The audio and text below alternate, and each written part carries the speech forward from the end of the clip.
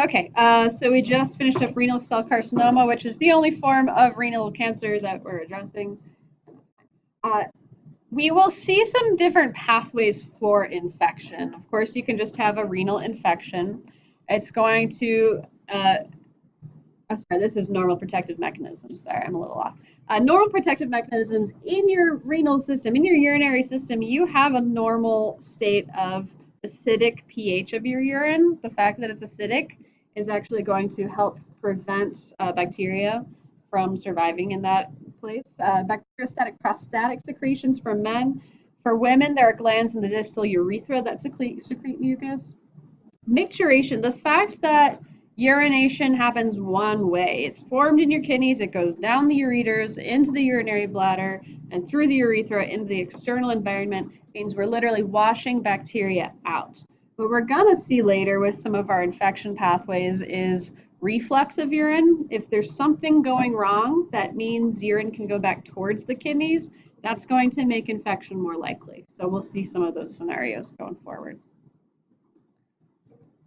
This same image will be on the slides where we talk about reflux. So we do have this physiologic valve between the ureter and the urinary bladder. So this is a normal, healthy one. When this bladder fills with urine, it's going to compress against the wall of that ureter opening and just press it to the wall. And then that's going to act like a one-way valve, right? And again, that has to be shaped like that. It has to look like that. It has to have that flexibility and be able to close. Again, infection of the kidney, pyelonephritis. You're going to see that phrase nephritis in there for various parts of the nephron being inflamed. There are acute and chronic forms. And the most common pathway is going to be an ascending infection from the lower urinary tract.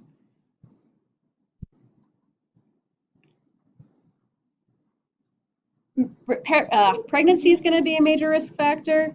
And again, if there's an infection of the kidneys, in all likelihood, there will be white blood cell casts. And then, what else do I want to say? And ascending UTI. As that becomes chronic, I don't know if you guys have the histology for this, but this is bad histology for the kidney. So there's a glomerulus. You've got a nice renal corpuscle right there. Usually this would be surrounded by a little tubule system with a simple cuboidal epithelium. And you can kind of see the dregs of the remains of some of these tubules, but they no longer have that cuboidal epithelium. So you've really lost a lot of the functional tissue of the nephron in this image of chronic pyelonephritis. You can imagine how the loss of that tubule system would be very, very problematic. So this can absolutely result in chronic kidney disease, CKD.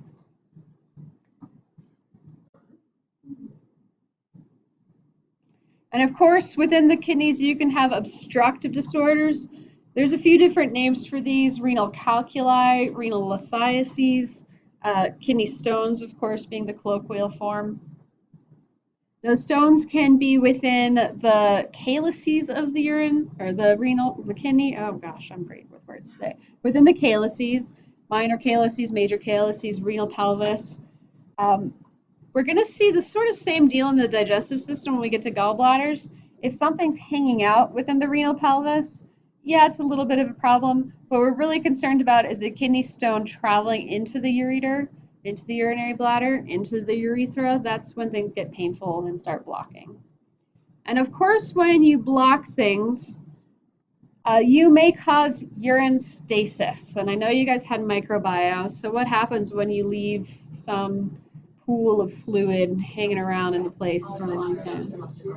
Yeah, this is going to make you more predisposed to infections as well as structural damage.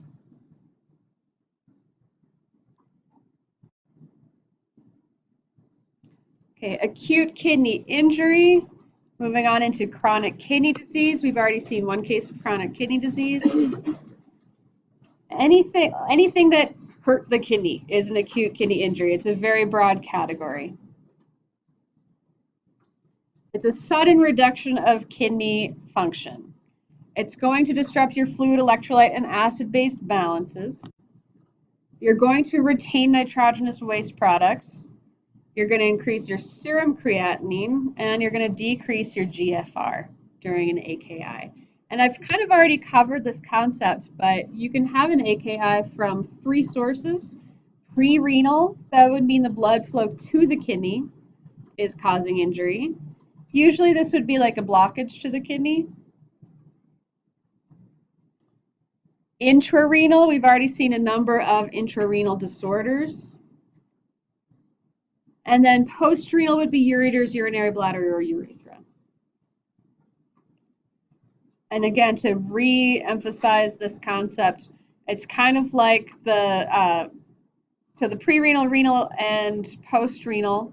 Pre-renal would most likely be cardiovascular in nature. Renal would be something to do with the glomerulus, the tubules, or the interstitium of the kidneys. Obstruction would most likely be in the ureters, bladder, or urethra. Aside from a renal artery obstruction, some other sources of pre-renal kidney injuries, hypovolemia, which is what? Low blood volume, hypotension, which is low blood pressure, so poor perfusion of the kidneys for whatever reason. Fever, vomiting, diarrhea, that would also contribute to hypovolemia, as would burns. Overuse of diuretics. You're a Hollywood starlet and you've got a red carpet event tonight, so you're probably abusing some diuretics. Gotta look skinny in that dress, right? Feels.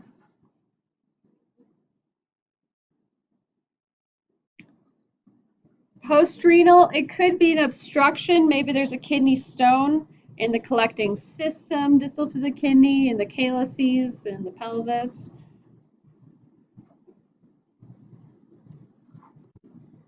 Acute kidney injury could be vascular or tubular, and usually with your textbook, they kind of ignore the fact that you can just get punched in your kidney.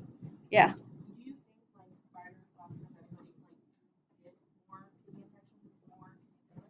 Yeah. Oh, yeah. Ball players wear like padding specifically for Probably. kidneys? Yeah, probably. Did you guys hear? I don't know how true this is, but apparently the jock strap was invented about 100 years before the helmet. Yes, I read that and I was like, of course it was. Of course it was. That makes so much sense. Yeah, so I guess they finally got around to protecting the kidneys at some point. Yeah, absolutely. Any physical activity that could lead to your kidneys. Now remember the position of your kidneys. What's the position of your kidneys? It's high. It's in your peritoneal cavity. Actually, retroperitoneal is the actual position associated with the abdominal cavity, but nestled under the respiratory diaphragm and protected somewhat by those lower ribs. But it also means those floating ribs are just right there, and if they break, they can poke that thing a little bit too. That's not great. We already actually looked at a lot of intrarenal kidney disorders, so connect those ideas of intrarenal disorders that we already covered and apply it to the concept of acute kidney injury. Now, it is an epithelial tissue. All of this, the nephron structures, they have epithelia, right? Those are highly mitotic, lots of regenerative capacity, so you can heal a lot of your kidney after an acute kidney injury if you are able to deal with whatever issue brought it on. Right? As long as you don't let it move into chronic. If the injury is sustained, however, that can lead to end-stage renal disease. So let's kind of talk about what makes it chronic kidney disease versus chronic renal failure versus end-stage renal disease. A lot of that is going to be measured by GFR, glomerular filtration rate. So normal. What's the actual normal? This normal is kind of generous on this chart. So 60 to 120 is a little bit generous. We're in a normal healthy person, we're really looking for 125 is the number that I initially learned. And that's milliliters per minute of filtration. And that's just filtration. That's different from micturition. That's different from secretion and reabsorption, right? What's filtration?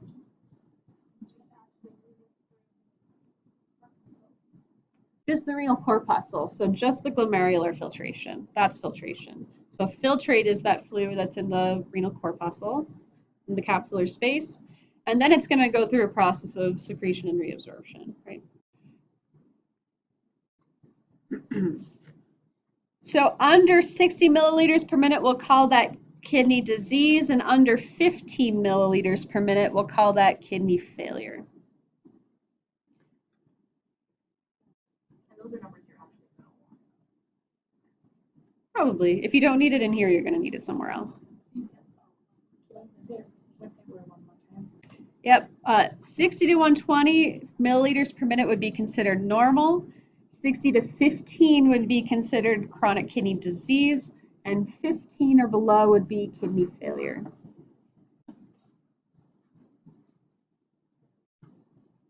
Now, to understand the outcome of kidney disease, you have to remember the functions of the kidneys. You know that they're going to have a role in acid-base balance, electrolyte balance, and of course, red blood cell development. So the fact that they secrete erythropoietin means that in chronic kidney disease, you're going to have anemia. The fact that it's doing ion balance, electrolyte balance, means you're going to have all kinds of electrolyte imbalances like hyperkalemia, elevated phosphate, decreased serum calcium. Because it's doing sodium balance, you're going to have sodium retention and volume overload, which is going to lead to what? How's that going to look? Edema, yep. And acid secretion, or excretion rather, you can urinate metabolic acids. With your normal kidneys. In chronic kidney disease, you can end up in metabolic acidosis. You are also excreting waste products, right? A major part of peeing is getting rid of nitrogenous wastes. One of the things that's going to happen when you have a buildup of nitrogenous wastes, because you couldn't get rid of it, is uremic syndrome. Has anybody seen uremic syndrome? Nobody in here? Usually somebody's seen uremic syndrome. It's kind of nasty. Uremic frost is when, now it's sounding familiar, you can't pee it out, so your body's going to try to excrete it any way it can, and it does through your sweat pores. And then you're going to smell like ammonia through your sweat pores, and it's going to crystallize, and it's going to be itchy. That's disgusting. That's uremic frost. That makes you itchy, pruritus, dermatitis. And of course, the fact that you have elevated nitrogenous waste in the beginning is going to impair your healing. Ultimately, you can end up with severe overload of nitrogen, and you can have some neurological complications for that as well. Yes? Is that common in people who are aneuric? Yes. I'm trying to figure out how they would get rid of those things. Yes. I don't know that much about it, but I'm going to go with yes. Okay. Malnutrition, anemia from lack of EPO. Depression is going to be a comorbid condition. It could be the disease itself, the problems of nitrogenous waste backup, but it also is probably because maybe you're on dialysis and you're spending hours a week away from social events, right? Questions, comments?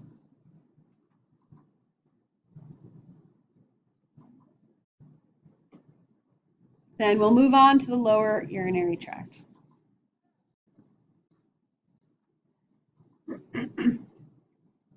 Lower urinary tract, post-renal disorders, your ureters, your urinary bladder, your urethra.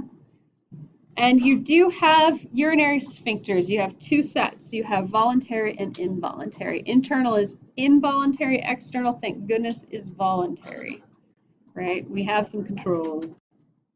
Skeletal muscle versus smooth muscle.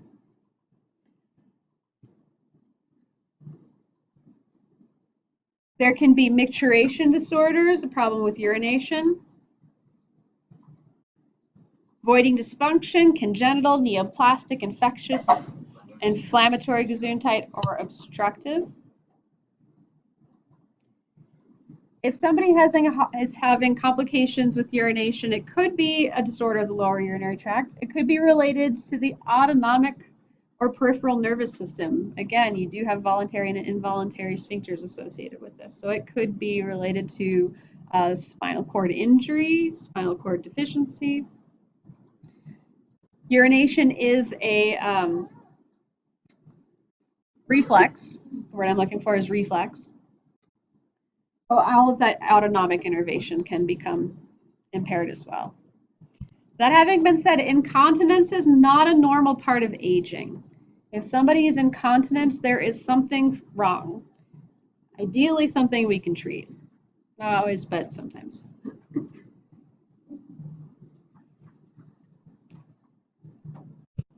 Now, enuresis typically means childhood bedwetting. Before a child has learned the sort of voluntary controls to control urination, that's going to be enuresis.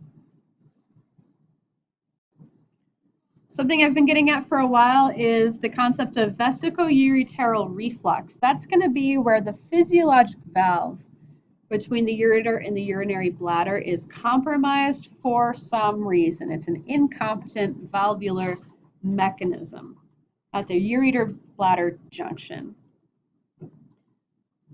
There can also be obstruction, but I'm going to focus on some of these things right here. Anything that makes that junction abnormal. And you can have congenital disorders that make that abnormal. You can also have things like pregnancy that would cause this to happen. So some people will have a cystic dilation at the distal end of the ureter. That would make it not act as a valve. Duplication would be congenital disorder in which there are two ureters. Ureteroceles or ureteral ectopia if it's located at the wrong place, or it's just if there's a distal enlargement. Here's a different representation of the ureterocele that I like a little bit better, and it shows the enlargement of the ureter and kind of shows you why this would lead to reflux. And as we've mentioned, urinary stasis or urinary reflux. Urinary stasis just makes a great breeding ground for bacteria. Urinary reflux makes for ascending infections. So an infection that could have been localized to the urethra or urinary bladder will now ascend to the kidneys. And I've got bad news for my future nurses. Future nurses are going to be a little bit more prone to this than the rest of the population. Because you hold your pee, you're going to be working 10-hour shifts without a bathroom break, and that's going to lead to urinary stasis, and that's going to lead to an increased rate of ascending renal infections. Isn't that why you're like super adamant, like if you have to go pee, just go pee. Not just like wait. Yeah. Yeah, you should not wait to go pee. I met this in a person, it was a massage therapist when I was a massage therapist who would work 10-hour massage shifts, and we had barely any time to move between one client and the next. We've got to clean up the sheets and we've got to replace everything. We've got to wash our hands a couple of times in this process, get one person off a table, get another person on a table in 10 minutes. It's not an ideal scenario, and she would do this for 10 hours. She ended up with an ascending infection. It's like, you're a massage therapist, it's not that important. If you're nurses, then obviously there's lives at stake most of the time. I understand it. But you know what? Just go pee.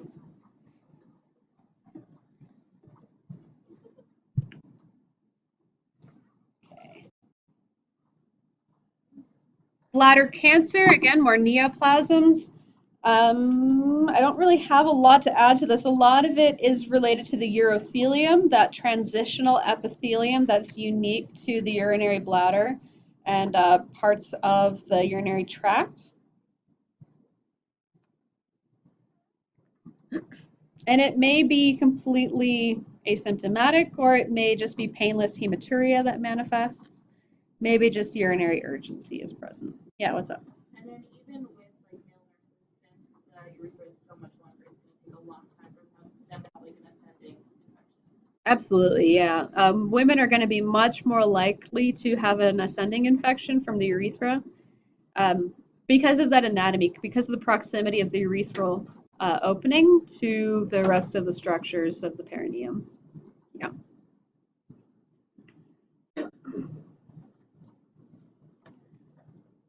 Urethritis in females and in males technically, but we're going to focus on the female anatomy because this is much more likely for women. It could be STI related or not STI related. I do want to clarify, modern terminology, we do tend to lean towards STI rather than STD. That tends to be changing. STI means infection, sexually transmitted infection, whereas STD is sexually transmitted disease. The word disease is a little bit more taboo, has a little bit more of a negative connotation, so a lot of sexual health experts are moving towards STI. So I'll try to use the phrase STI rather than STD. A lot of STIs can ascend as an ascending infection from the urethra up to the urinary bladder, ureters, and up to the kidneys, potentially. But you can also have urethritis from non-STI sources.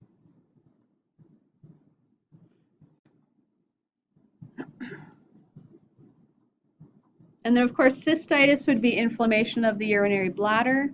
Could be from infection, chemical irritants, stones, trauma. Mostly infectious, though. And again, female gender, I should say female sex, not gender. Increased age, catheterization, diabetes mellitus. Why diabetes mellitus? Why is that there?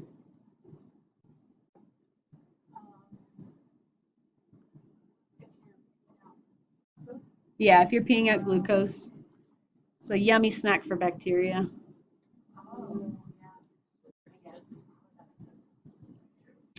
Poor hygiene, urinary stasis again. Poor hygiene of a sexual partner is also an issue.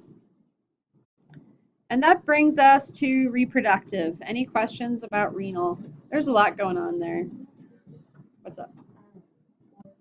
The learning objectives, the most common cause of urethritis is a STI. Mm-hmm. Yeah, most common cause of urethritis would be STIs. Gonorrhea, chlamydia. We'll talk about more STIs for our reproductive lectures. Do you have any preparation questions from male reproductive before we get into this? Or prep questions from female reproductive?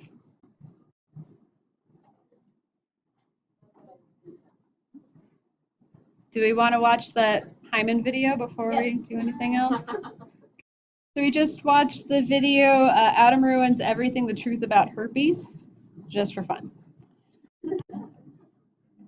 So we'll talk about the male reproductive disorders first, and then the female reproductive disorders. And again, let me know if there's any anatomy or physiology that is unfamiliar. For the male reproductive system, disorders can be congenital, acquired, infectious, or neoplastic. We'll start with some, actually we're going to completely skip urethral valve abnormalities because that's dumb. We're going to go to urethrorectal and vesicourethral fistulas. These are going to be rare, but they're going to almost always be associated with imperforate anus. This is what I was telling you about with the formation of the gut tube and the associated structures. And you started out with just a cloaca, and you actually had to open up that, that hole, basically, as part of embryologic development. If there's an imperforate anus, there's probably also a problem with that septum development. So if there's a urethrorectal fistula, that means there's a connection between the urethra and the rectum, and then feces and gas may be passed through the urethra, or urine may drain through the rectum. Another congenital anomaly would be hypospadias. This is going to be one of the more common congenital abnormalities. And again, there's different degrees of severity, with the least severe form being the most common. Hypospadias just means the urethral meatus is located on the ventral surface of the penis. Now remember, in the anatomic position, for whatever reason, the penis is considered to be erect and pointing at the ceiling, which is totally normal. No, it's not. It's really not. So when we say the ventral surface of the penis, we mean this ventral of the penis, which, if the penis is not pointing towards the ceiling, would be the underside of the penis, right? So that terminology is a little bit weird. Now, there's some more embryology going on here. I actually didn't talk about the genital embryology during my embryology mini lecture, so I think I may look that up for you. We're going to want to evaluate for conditions of intersex depending on the severity of the hypospadias, and I want to show you why. Reproductive, let's see, genital. Genital embryology. Images. There's one particularly good picture for this. It's not it, but it's close. That one's pretty good. Let's take a look at this. What this is showing is that during embryology, there are analogous structures. So, for example, what's going to become the labia in female is going to be the scrotum in the male. What's going to be erectile tissue is going to be consistent with the clitoris versus erectile tissue of the penis. And then of course the labia minora is going to be near that raphe of the penis. So if somebody has hypospadias, it may actually indicate a condition of intersex. It may indicate that there's an intermediate form of this differentiation happening, as you can see from that raphe development on that underside of the penis. Does that make sense? Yeah. So again, that urethral opening should be here in the female. That urethral opening should be here in the male. So if it's further back, then it's more similar to this. Yeah. Are they stopping fixing that right at birth to wait to see what gender the baby will actually be? They should be. I hope so. Yeah, historically, if somebody was born intersex, there was a trend a little while there. And some of it was just highly experimental. Some doctors said, what if we cut off the penis and raise this person as a female? And that person ended up horrifically depressed, ended up committing suicide at a very young age. Yeah, it was pretty dramatic and not good. So hypothetically, no, we don't do that surgery anymore. And I really hope that's the universal truth. I don't know if it is. Because there are still a lot of parents who are very terrified of any kind of gender atypical state in their offspring. So I don't have a complete answer for you. Obviously, with hypospadias, it's going to be more debilitating the further back it is. If it's just subcoronal, there may be a slightly atypical position for urination. But as we get to midshaft and prescrotal, then that gets a little bit more serious. But it can be surgically repaired if that is evaluated to be necessary. Now, epispadias means a urethral opening dorsal to the penis, which again would be a top surface, though closer to the body wall. This is actually going to be a more serious condition. The embryology here is actually completely different. Instead of talking about genital formation, we're actually talking about body wall closure. When we went from being a pancake to being a tube, it means the front body wall of the ectoderm did not completely fuse along the midline. And so that actually is going to be correlated with some more serious embryology disorders, exstrophy of the bladder, meaning the bladder should be on the inside, but it's on the outside because the body wall is not completely closed. There's going to be a lack of formation of the pubic symphysis, for example. So you should have a pubic symphysis right about here.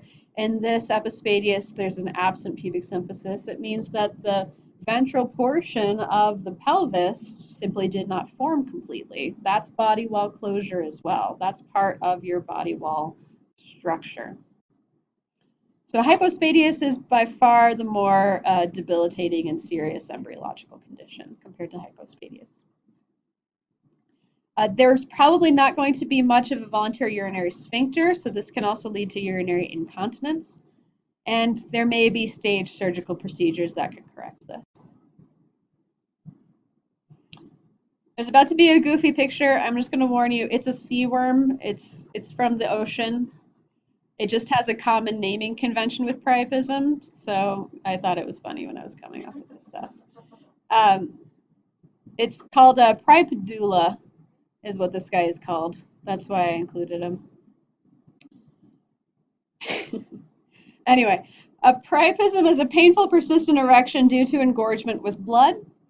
There can be idiopathic. Most likely what you would see is somebody's using and or abusing erectile dysfunction drugs that could lead to priapism. This is when you're watching that commercial for Viagra and it says, if you experience an erection lasting more than 4 hours, please consult your doctor. The issue here is that if that blood is stuck in the penis, it's not circulating. we can experience necrosis of the penis if that is not addressed. So there, you may require aspiration of blood in order to remove that. Maybe a fasciotomy is one option I've heard for this. Yeah, with the big needle, that's the one. Sickle cell anemia could also be a cause as a result of those blood clots throughout the microvasculature, diabetes, leukemia, and so on. Urethral strictures, most likely if somebody's had frequent catheterization, there can be scar tissue buildup within the urethra that can narrow the urethra due to fibrotic scarring. Erectile dysfunction means an inability to achieve or maintain an erection. There's actually a couple of ways that somebody can have ED.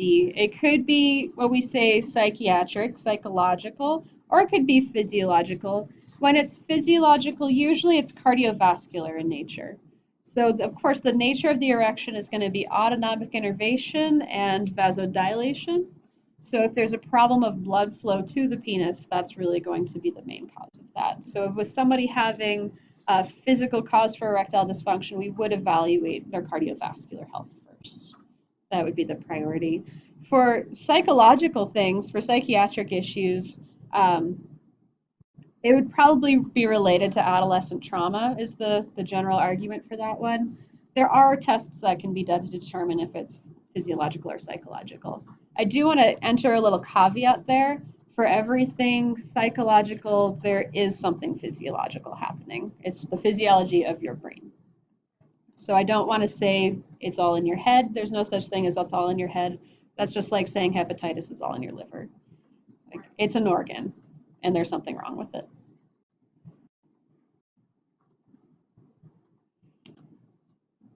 So again, if there's an obstruction, atherosclerosis, stenosis, vascular endothelial damage, those would all lead to ED as a secondary condition.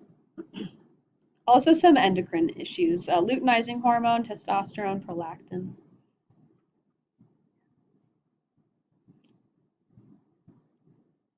It's actually about time to go on break again. Any questions?